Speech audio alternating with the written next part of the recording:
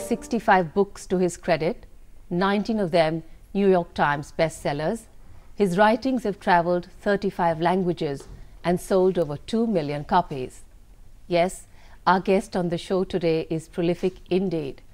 That's why people call him, and I quote, one of the most lucid and inspirational philosophers of our times, a motivational speaker par excellence, and a preeminent leader of the body, mind and spirit movement. Please welcome Deepak Chopra, Dr. Deepak Chopra, and now a body, mind, spirit leader. Deepak ji, how did this transition happen? It's a long story. I went to medical school here in Delhi at the All India Institute of Medical Sciences. Then I went to the United States immediately after I graduated. I did my training in medicine, internal medicine, endocrinology, and then neuroendocrinology, which is brain chemistry. And this was an exciting time for us in the US at that time, because for the first time we had the ability to measure brain chemicals. And there was a new technique developed by a woman called Rosalind Yallow, who won the Nobel Prize that time. We could be very certain that these chemicals that we were measuring, neuropeptides as we call them, neuro, they're in the brain, peptides, they're proteins, that they were the molecular substrates of emotion. For me, this was very interesting because I was always interested as a physician on why, if you had two patients who had the same illness, received the same treatment, got looked after by the same physician, they could have completely different outcomes. So there was something that we did not understand at that time. That's what got me interested in the connection between spirit, as you call it, or consciousness as we call it, same thing, how consciousness influences what's happening in the mind, in the brain, in the body, and ultimately as our experience of the world.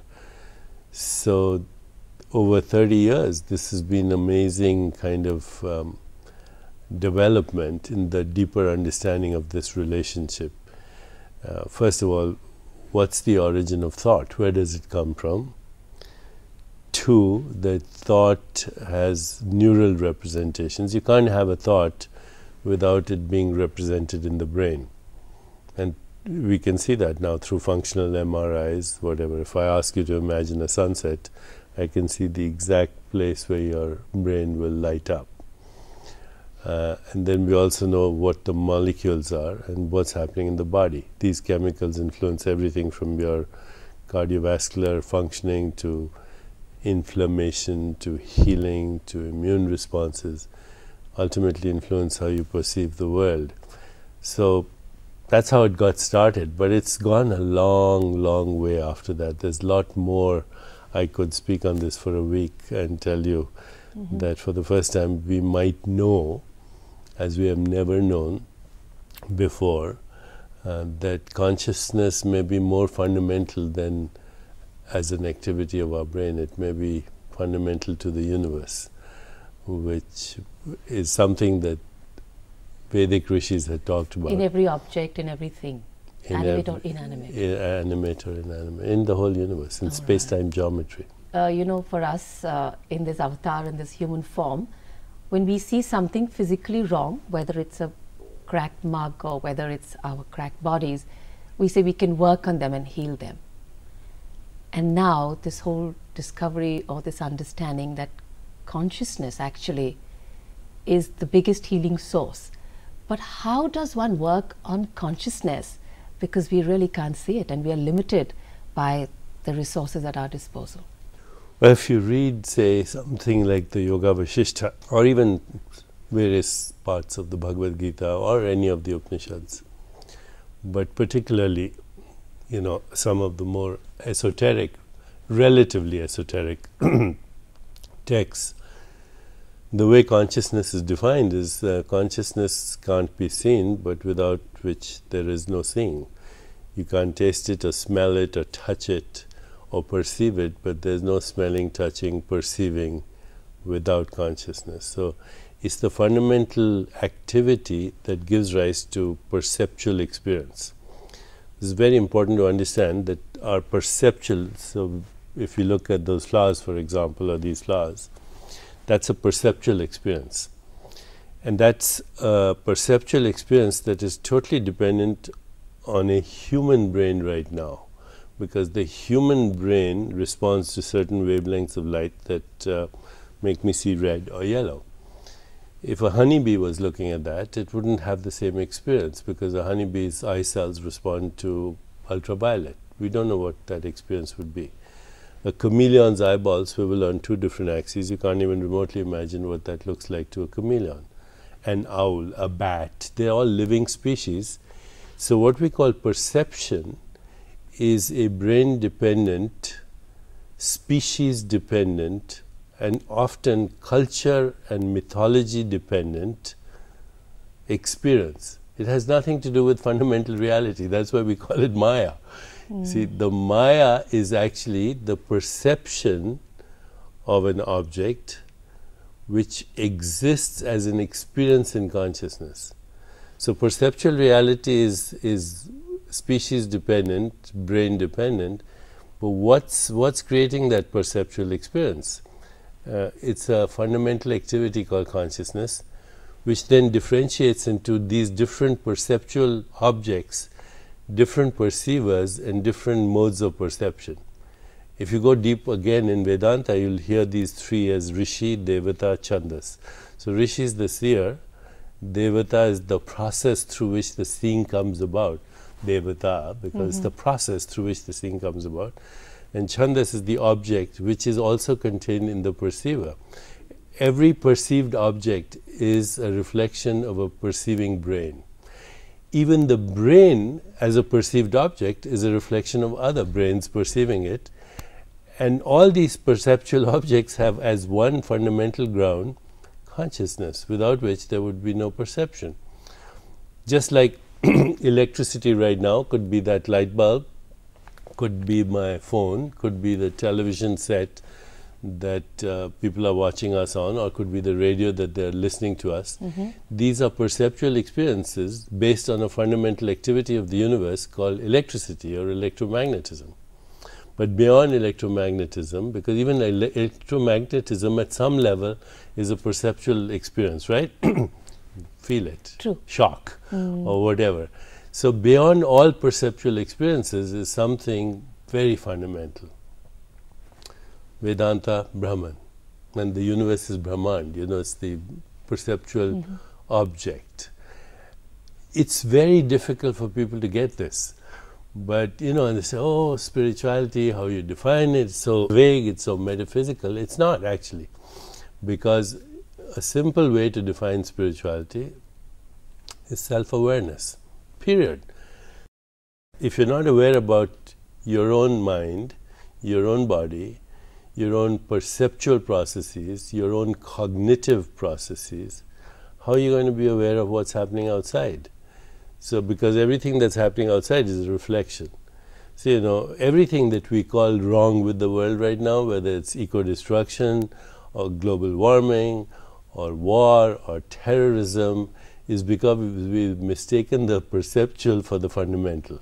And I think that's the root cause of all the problems. Every problem in the world. Yeah. I mean, Krishnamurti used to say the highest form of human intelligence is the ability to observe yourself without judging yourself. Because in the mere witnessing of your own aspects of your own being, thoughts, feelings, emotions, desires, memories, mind, body, the world, is a transformation, radical transformation. It was such a simple statement with such profound implications. But he used to also say, by the way, the observer is the observed, which nobody got it in those days when he used to talk about, you know, the observer being the observed. Fundamental reality, they're all perceptual experiences within the one consciousness. It's like two parallel mirrors, right? Yes. Image and Yeah. image and image and image. Image, and image. like That's right. beautiful. So Deepak ji, now wanting to bring you back to, you know, say, real world connect of all of us saying, okay, so we want to work on our consciousness. Can we do it in our daily life as a practice? Traditionally, it was Raj Yoga, Bhakti Yoga, Karma Yoga and Jnana Yoga. Very fundamental forms of yoga. Raj Yoga is reflective self-inquiry, contemplation, meditation. Right. All the different, 8 limbs of yoga as described by Patanjali, yamas, niyamas, etc., subject to new interpretations because they're couched in ancient terms. But still, Raj Yoga is all the disciplines of yoga. Bhakti Yoga is the experience not only of devotion, but I think all relationship, a deeper understanding of relationship in forms of love and empathy, compassion. I think they're all expressions of Bhakti Yoga.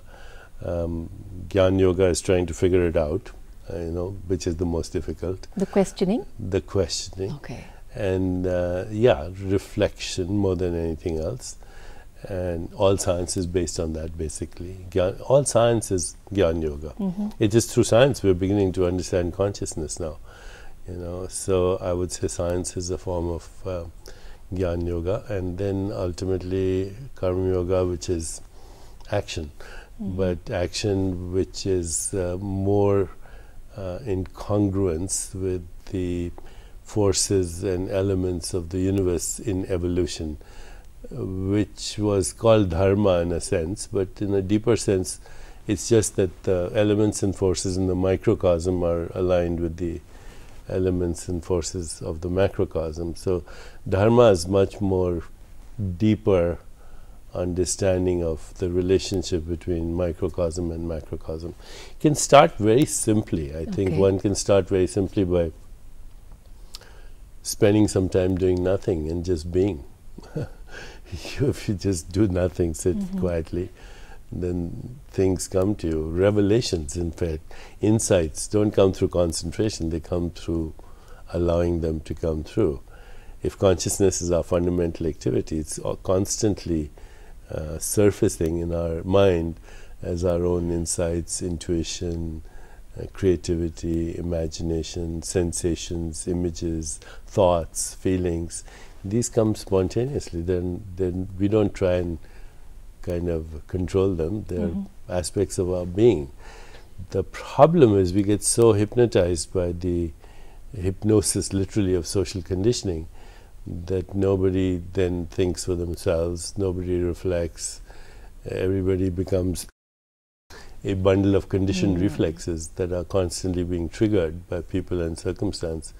I was watching the news the other day, and the front page is murders and social unrest and conflict and stampedes, and you realize nothing changes in the long run, or if it does, it takes such a long time, because it becomes a feedback loop. We see what's there, we think it's normal, then we conform to it, and it just keeps reinforcing itself. It's not here, it's everywhere. And I think somewhere that's the paradox, because I think social conditioning and social happenings are so many that the you gets absolutely lost, if not negated.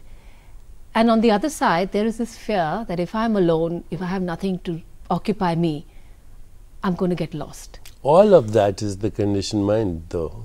All of it, okay? And it goes very deeply, because first of all, it's social conditioning, but then it's historical conditioning, it's economic conditioning, it's cultural conditioning, it's the history of the country, it's the history of conflicts in the past. We don't realize how deep it is, but even watching the social dramas, whether it's on soap operas or movies or in real life, it's no different from the stories in the Mahabharata. There's betrayal, there's intrigue, there's polygamy, there's deceit, there's murder, and there's the occasional hero in the end with his or her dharma. But we're repeating the same cycles all the time. Nobody escapes it unless they take a minute and say, what's going on? And very few do that. It's a kind of a motley group of sages and psychotics and occasional geniuses, but nobody else questions it. When I was researching this book, Rumi has a very beautiful poem somewhere. He says, who am I in the middle of all this thought traffic? All this thought traffic, and there's somebody sitting there in the middle of it, totally lost, as you said. coming on to this book, God. Tell us about this book. This book started, it came to me in a sense when I accidentally was given at one of my lectures an article that had appeared in the New York Times in 1930. It was a small article, and it was a meeting between Rabindranath Tagore, who was then in his early 70s or just about 70. Okay. And Einstein was 20 years younger. Einstein had, this is before the Second World War. In Germany, there was the zeitgeist of Nazism emerging. Einstein was thinking of leaving the country. He was already a world-famous celebrity, in a sense, celebrity scientist. And he actually invited Tagore to meet him in a place called Potsdam, which is outside of Berlin. And the meeting was recorded by a few reporters. But because there was so much else going on in the world, who was interested in a poet and a scientist talking? So that conversation was lost. But essentially, the conversation is very elegant conversation, because Einstein holds the view that the universe exists independently of you and me. He's famous for saying that the moon would still be there if we weren't looking at it. And Tagore makes the point that the moon you're looking at is a human moon. Through human consciousness and through a human nervous system. He says, and Einstein says, no, but there's a scientific view. And Tagore holds on and he says, the scientific view is the view of the scientific human being. Okay. So this immediately sparked in me this whole idea that, you know, consciousness is fundamental and perception is secondary, which is what we've been talking about, right? Species specific. So I went back, you know, you go back to the Old Testament, and Job is this poor guy who suffers because God is testing him. And God actually makes a wager with the devil, with Satan. Is he more faithful to you or to me? And they experiment with this poor guy who's really a self-righteous, you know, person. He's full of righteousness, and he says, why do good people suffer? We still ask that question. Okay, so why do good people suffer? And in India, we pass it off as karma. And then we can be happy, but we haven't answered the question. So I went from Job then to Socrates, who says, well, who's asking the question? Okay, if you don't know who's asking the question, how can you have an answer? So I went from there to St. Paul, who actually is more responsible for Christianity, and he is known for the expression born again, because he dies to his old self and he's renewed in his revelation. And so I tracked the history of literally revelation, in a sense divine revelation, but also its evolution. Because it starts with very fundamental questions which we are still asking, but as we move through these almost 2,500 years, I skipped Buddha because I'd already done a book on Buddha, but I went to Adi Shankara in the book. I went to a couple of very interesting Christian women saints who had been ignored as usual by the church, but who had deep insights. And then I finally ended up where I started, with Tagore and Einstein. What it is a history of our understanding of consciousness, which is actually still expanding. But these people are all, in a sense, milestones along the way. So that's why it's called God, a history of revelation. It's what is called historical fiction. I didn't do anything other than create the dialogue. Otherwise, it's all historical. So during this journey of revelation, any insights? The most important insight is that if we confuse reality with perception, and if then we see the world with a fragmented mind, and all problems come from the fragmented mind, which actually doesn't exist. It's a socially induced hallucination. And we can wax eloquent about the metaphysics of it, but what are the practical steps, as you said? And so I've kind of reframed them for myself. For me now, The practical steps include self-awareness as best understood in Vipassana. Just make it practical. Self-awareness, Vipassanas, and you can choose any one of them, or you can become an expert in all of them, which is awareness of your perceptual experience of the world, awareness of your body, awareness of the interior of our bodies, which is so well described in the yogic tradition and the Gheranda Samhita and all these beautiful texts that we have inherited. Awareness of your breath, awareness of your mental space, and awareness of relationships. So that's first thing. The second is self-reflection. Who am I? Who's asking the question, who am I? Sri Ramana Maharishi. You know, all these people have already given us the stepping stones. Also, you know, deeper questions. Why is there existence? Why does the universe exist? And how come I know that the universe exists?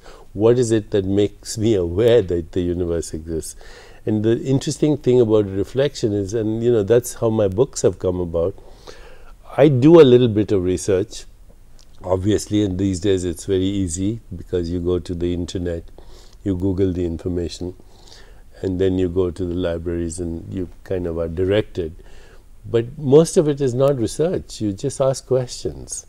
And you know, I've come to the conclusion that if you live the questions, the answers reveal themselves to you.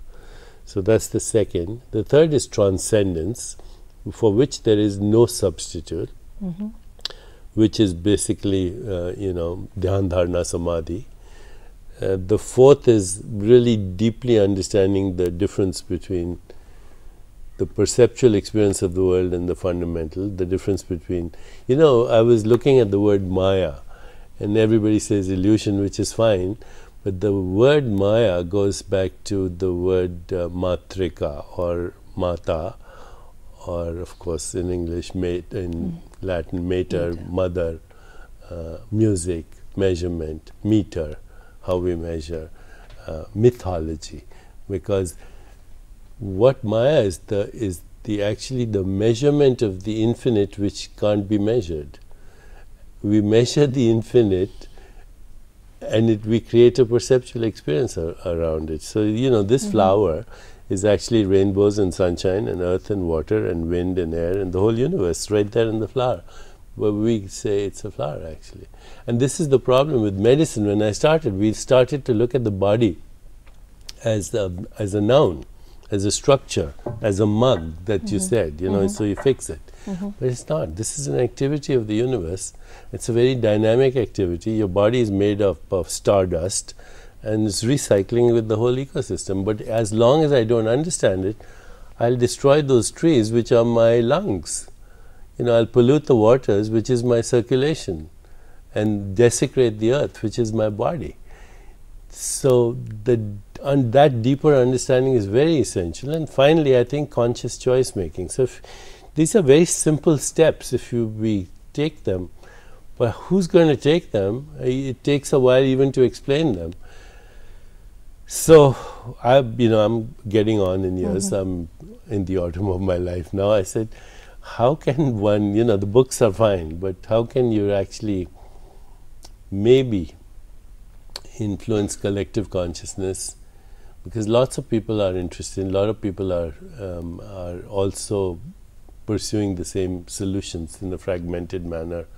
We have solution for poverty, solution for war, and end up being fragmented solutions. The solution for war is another war. True. So we call it a just war or whatever. The solution comes up with its own problems. You know. Problems. So the only way to do that is actually, I think, and this is, I'm sharing it with a lot of people who seem to agree that, you know, the social networks we have right now, they are actually becoming the neural networks of a global brain.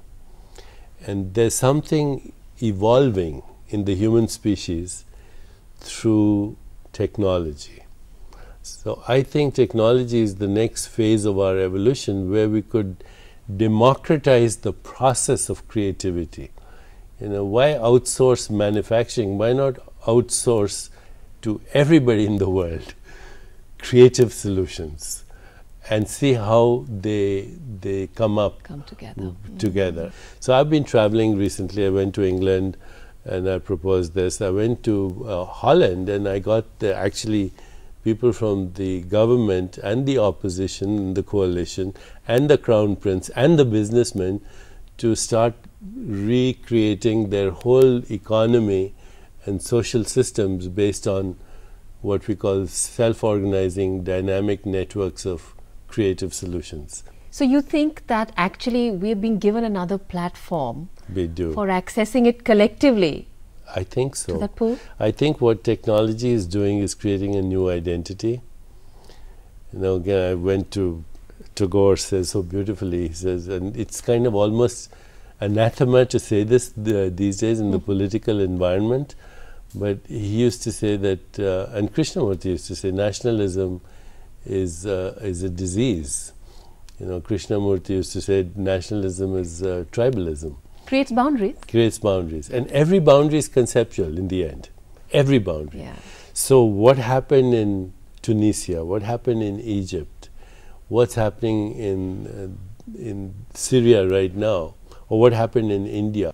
You see what's happening is a new conversation, a new identity that's breaking traditional strictures, traditional ways of looking at the world, traditional boundaries, is already happening. And once these people start connecting, first of all, news is instantaneous. Secondly, it's very difficult to hide things. Everything is becoming transparent. So, you know, we now suddenly see in the US this huge kind of scandalous the scandalous events in the US Army, in the political systems, cronyism, corruption, influence peddling, bureaucracy. It's universal. It's everywhere. In some places it's more sophisticated. In some places it's more flagrant.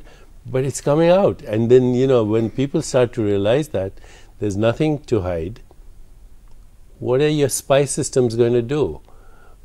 You know everything about your enemy, and then you realize he or she is just like yourself. You've just taken away the biggest weapon. You've taken away. So this, I think this is evolution. And this is whether we participate or not, it's happening. For the tipping point to happen, gathering a critical mass is critical, and that's what is happening, you know? Correct. Getting opinions together. Yes, critical mass, tipping point, whatever you want to call it, it's happening. It's when the caterpillar thinks the world is coming to an end, it turns into a butterfly. So I like this, and I think this butterfly note is a good note I'm going to take a break on. After this, we're going to go back to the consciousness, Deepak ji, after the break, and talk about how do we see the consciousness evolving. How do you see India vis-a-vis the rest of the world? I know it's a little creating a little boundaries, but at least these are constructs that exist. And of course, your own personal journey. We'll talk about all that and a lot more after this break. Stay with us. भारतीय badminton को विश्व स्तर तक ले जाने में मैं एक जरिया बनी। आज दुनिया भर के खिलाड़ियों के लिए हम भी एक चुनौती हैं। इस पर मुझे गर्व है।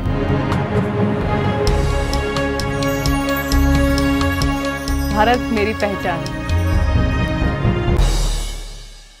We are in conversation with Deepak Chopra, a name that really needs no introduction.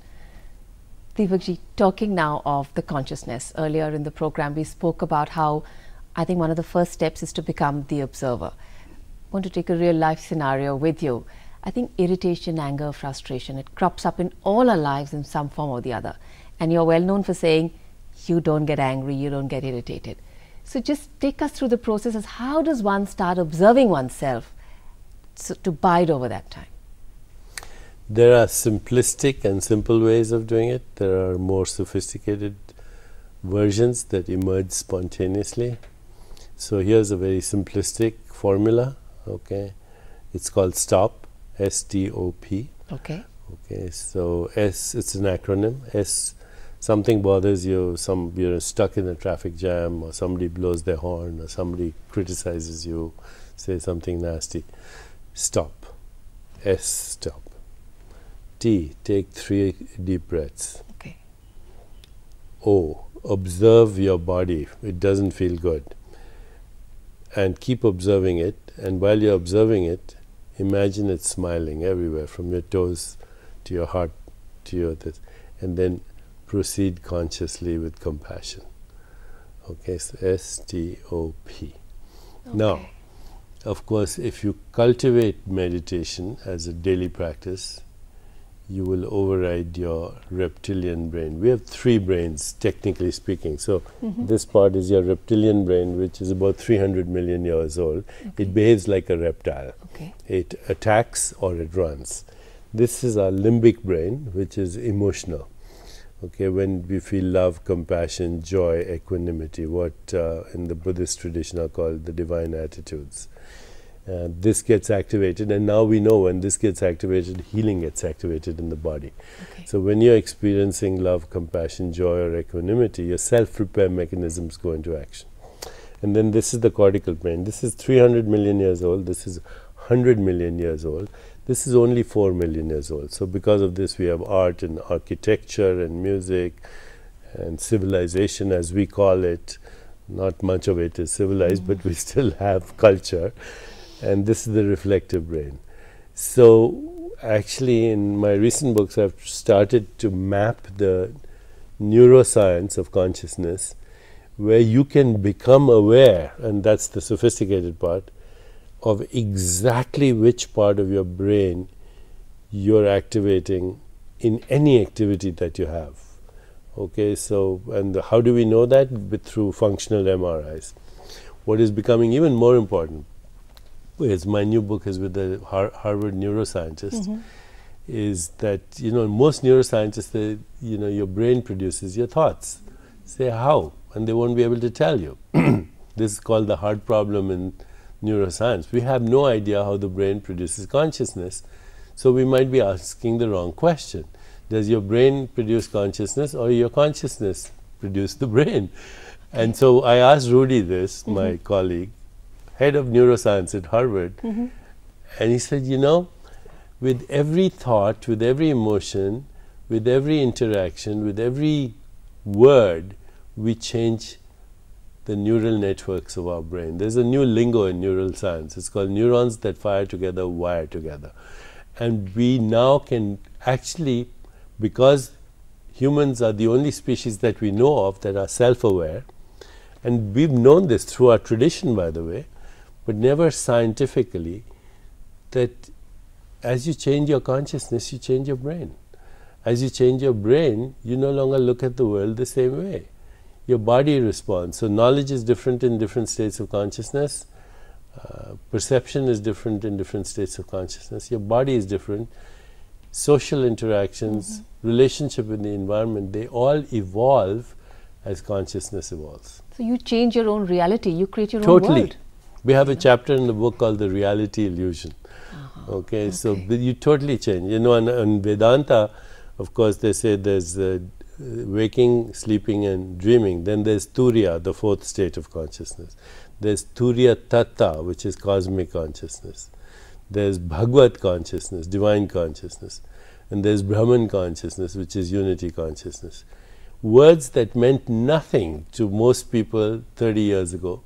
But today we can actually map these in the brain.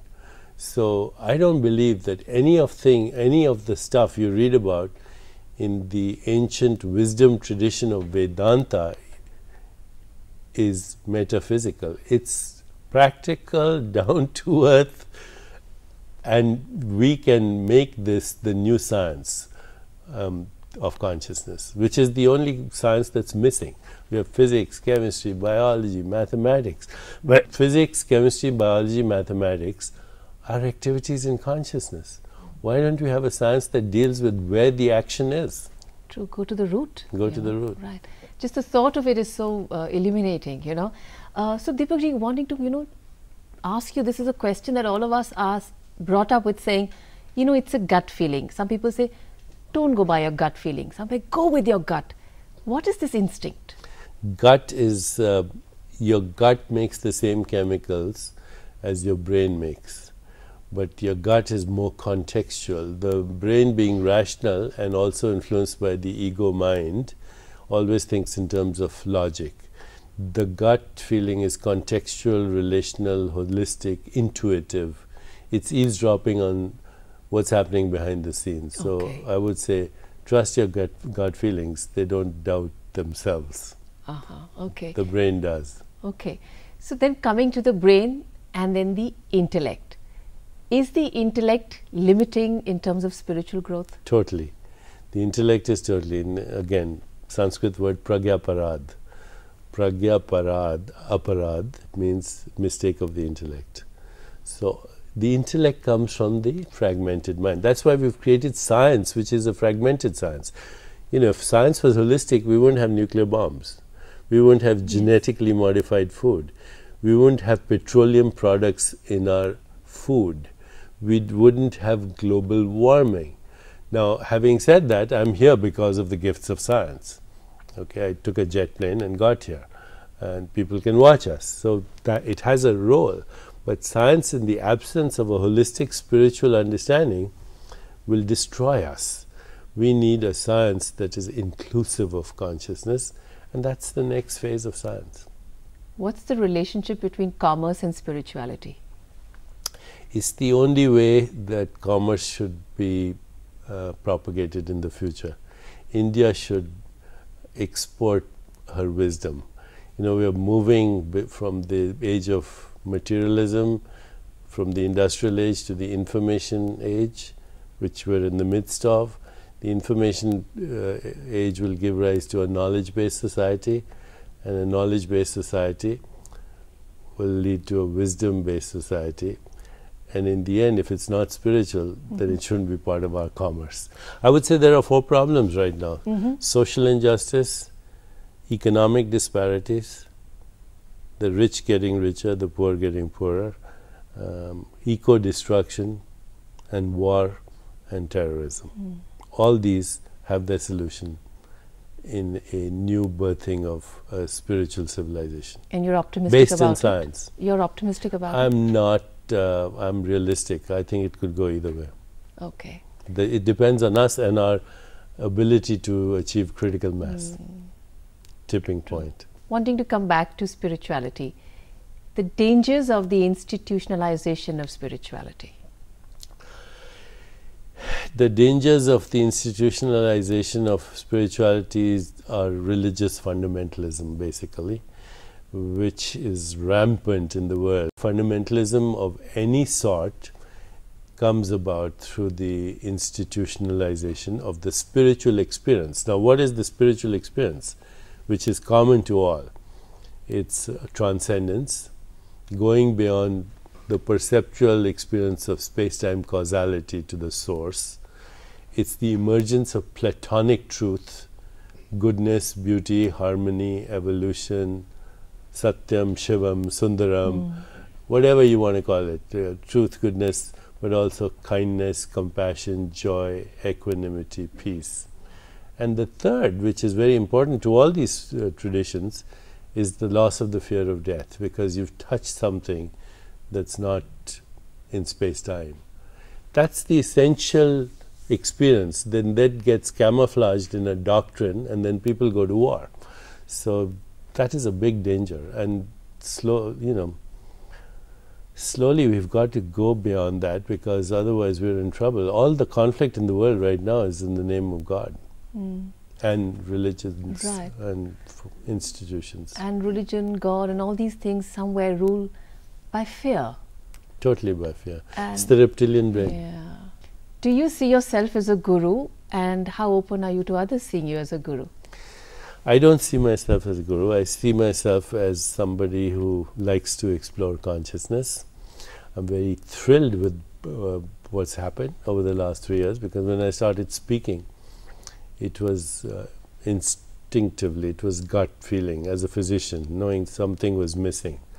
But now, thanks to science and technology, seeing validation, seeing the quantum physics emerge as a very dominant understanding of nature, that at the most fundamental levels of nature, it's invisible, it's not deterministic, it's creative, all these things that are coming from the world of science. So I see myself as collaborating with scientists who are also sages. So we have a conference once a year at my center called Sages and Scientists. Through, I've been lucky in terms of selling a lot of books and making a lot of money. So I put it all now in the non-profit, and we've created a prize which we want to compete with the Nobel Prize for the best scientific contributions to an understanding of consciousness. We've been doing it for 4 years, and we've given prizes to major scientists who are totally getting that the universe is a conscious entity, that consciousness is a fundamental activity of the universe. So that's what I consider myself. I consider myself a convener of other people in this area. And through my books I express myself, but I'm now seeking collaborations from people who know more about some of the things I've been saying instinctively. They know more technically, and so that's what I consider myself. Other people, what they think of me is their business, not mine. What do you see as the future of healing? I see as the future of healing very advanced technologies. Right now, for example, you see this band I'm wearing? I can tell by pressing a little button here how many calories I'm expending, how much exercise I've done, how much sleep I got, how much was dream sleep, how much was deep sleep, stress levels. These are technologies that I'm collaborating in creating. Okay. And I see that there will be technologies that will help you to understand yourself. I'm working with Rudy right now on something called a dream weaver. It feeds vibrations into your brain that put you to sleep or dream state without drugs. Okay? We understand. So that's one part. And the other part is spiritual. Technology for understanding. Pharmaceuticals, the more I look at pharmaceuticals, 85% of them don't work. They're optional or marginal in their benefit, and they create huge side effects. Pharmaceuticals are based on a wrong understanding of the human body. That is, your body is a noun, and that this is going to fix it. Your body is a verb. It's an activity. I can't control it with a noun. Okay, so it's wrong thinking, first of all. True. You pay attention to a few things: sleep, exercise, stress, relationship, diet, and understanding your body, mind, and spirit. You've covered 95% of what happens out there. Only 5% of diseases we now know, and this is all latest information, are due to genetic mutations that you inherit. But the rest of your genes are also verbs. They're activities that respond to what's happening in your body, mind, and spirit. So I see technology as giving us feedback, but I see ultimately a deeper self-awareness as the solution to all problems. That's why all these bills we have in the US on health reform, etc., they're useless. They're insurance reform bills. They have nothing to do with health. Health is, you are in charge of your health, nobody else. I love this noun and verb thing, because it changes the complete view. I mean, from here, you brought it here to see that it's work in progress. It's in your control. Yeah. You don't feel helpless anymore. There are no nouns in the universe. It's a convention of language, by the way. Even this smug at the deeper level is subatomic particles that are moving in and out of an infinite void. This is a verb, but slower than your body. Okay. So the it's whole the pace universe, which is different. The whole universe is an activity, Brahmand. It's vibrating. Well, you really converted this place into a Brahman. Deepak, thank you so much for this, all the vibrations and the lovely knowledge that you brought in. Thank you. It was we wonderful look forward to be with meeting again. Yes, I'll be thrilled to come back. Thank you so much. Thank you.